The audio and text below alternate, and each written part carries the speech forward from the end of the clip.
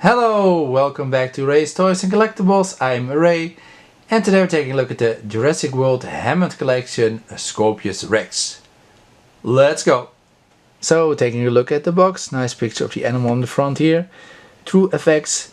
Yeah, this used to mean that the figure inside was an exact representation of what you saw on screen.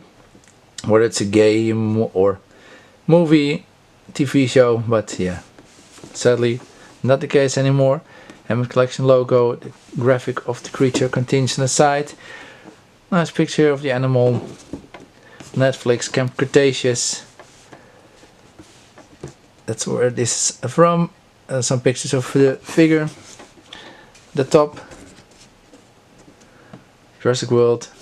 It's not painted on there. It's all, you can also feel it. So yeah, that's kind of neat, but yeah, overall it's a very bland box.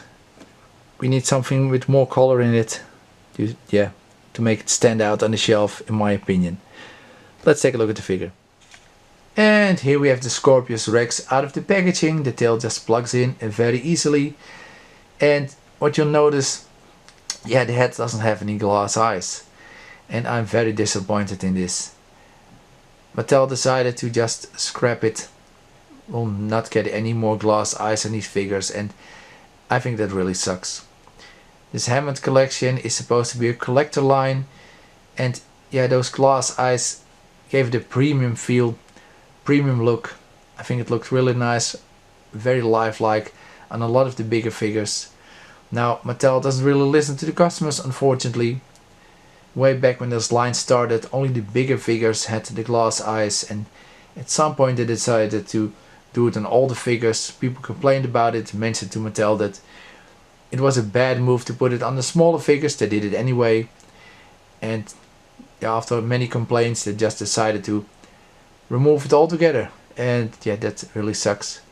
Another thing that's really weird about this creature, and they've also done it on the Indominus Rex, I don't have it yet, unfortunately, hopefully soon. The tails are different. Whereas in the past there were just these wire tails, this one has like a sort of structure inside of it. It's like an armature plastic, and it is hinged, and they used it in the past on the Brachiosaurus, and people did not like it because it was very hard to move, very hard to keep position.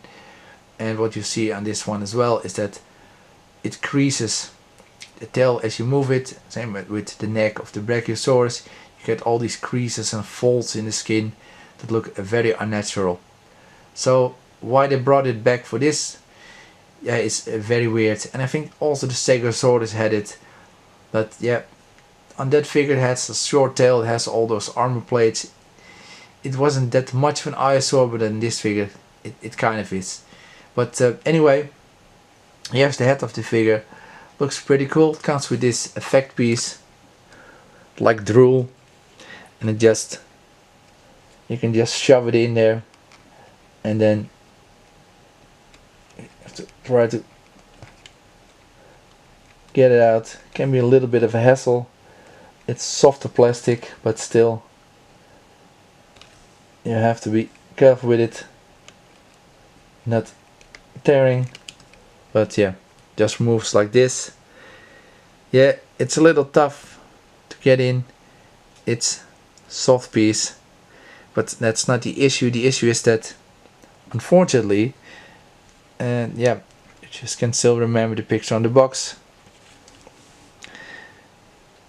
It has these really weird teeth in the inside of the jaw, and they're like bananas, and I'm not sure why they did this. I've seen the Beyond the Gates video, the designers talking about the Indominus Rex in this figure, and yeah, I'm at a loss for words.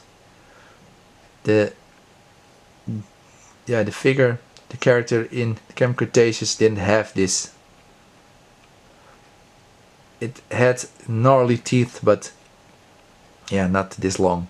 So yeah, it's a little bit distracting, but when I have it on display I probably have that slime piece in and it's not as noticeable, but yeah, it is a thing that I'm not liking. You can close the jaw and you might have to finagle a bit. Sometimes these do get in the way, but yeah, it does close up fairly nicely, and I think the detail on the head is nice too. These are also a little soft, but that's nice. So yeah, overall the head does look very nice. Just yeah, these teeth are yeah, very weird. Quick size comparison. Here's the Scorpios Rex with the Hammond Collection, Owen Grady and Hypsilophodon. Looking at the rest of the figure's body, very nicely sculpted, has a lot of heft to it. It has kind of like a matte finish, maybe a gloss would have been nice on the entire body. I did put some paint on the bottom, which is also nice.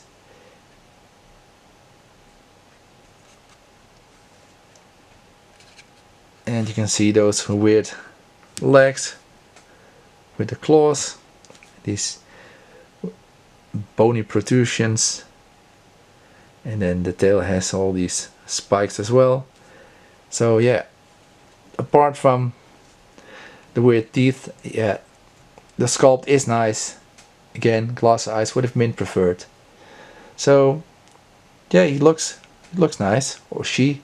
I'm not sure if they even tell this in the show if it is a he or she. Then it has these claws and they're very weird. They're really soft. I think it would have been better if they were a little harder plastic. And the figure also comes with extra hands, which in my opinion are very pointless, because they're almost the same. And they just pull off here, just back here, and then you can just replace it. But yeah, they're very similar. One of them is like this, another one is like this, and I think it would have been better, and at least to make sense, to have these swappable parts, to have a flat hand. So you could pose this figure as a quadruped. I think that would have made more sense. But well, it's an extra piece. I'm not going to complain too much about it. Still, for a figure that's cost about 50 bucks, then yeah, I think they should have put some more effort and thought into the additional parts.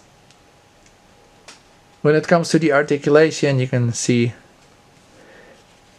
the jaw can open up. It's just very fiddly to get to a nice point because of those stupid banana teeth, but it does open up. And yeah, I would have liked it to open up a little wider. Would have been easy to get the slime in the face, or in the jaw rather.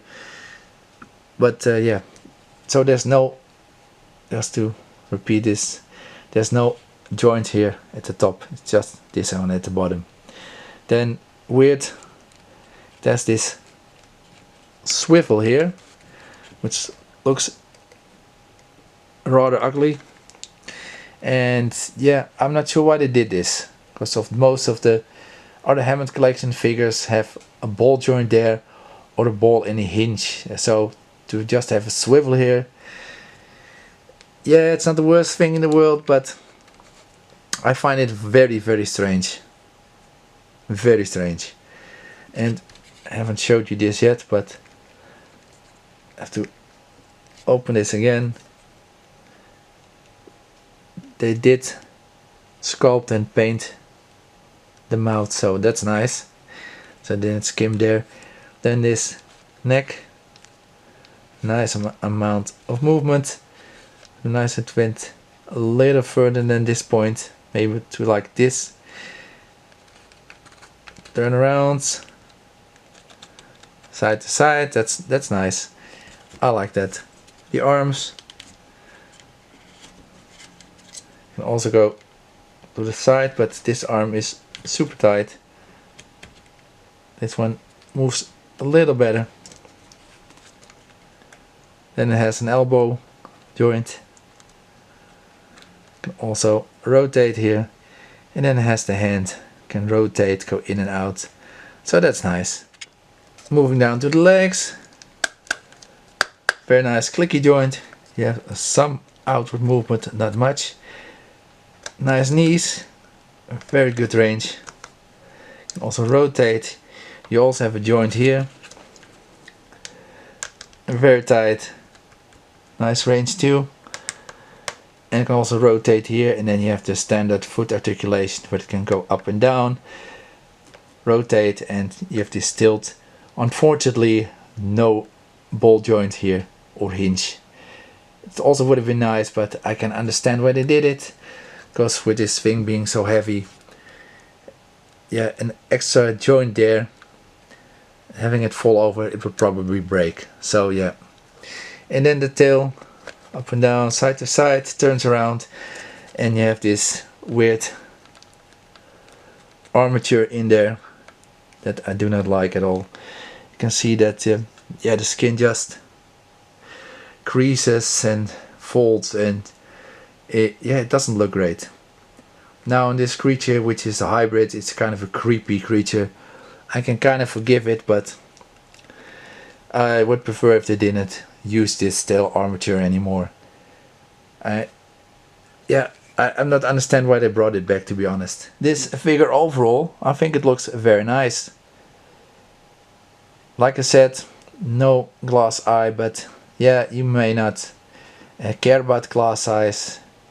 You might be fine with the painted eyes, so I'm not gonna take any points off for that, but I'm kind of disappointed in that. And also the tail.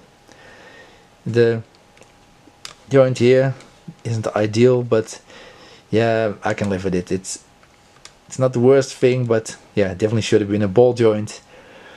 The teeth, yeah, they are weird. Definitely shouldn't be like this. If it's a true FX creature, true FX figure, it should have looked like in the show. So yeah, that's odd. So the articulation is really good on this figure. The sculpt is nice, apart from that those bananas here. So I'm gonna go ahead and give this figure a 7 out of 10. It's a nice figure, nice heft width, well articulated. The extra hands are, yeah, a waste in my opinion.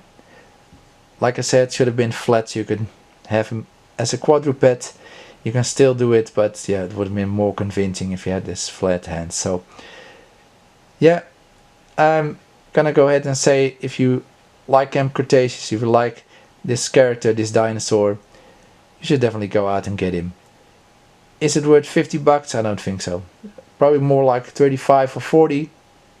So yeah, personally I do like this figure. Gonna go in my display and I'll enjoy him or her. I'm still not sure whether this is a he or a she or whatever, but yeah, I hope you enjoyed this review. Please stay tuned for more. This is Ray from Ray's Toys and Collectibles. Until next time.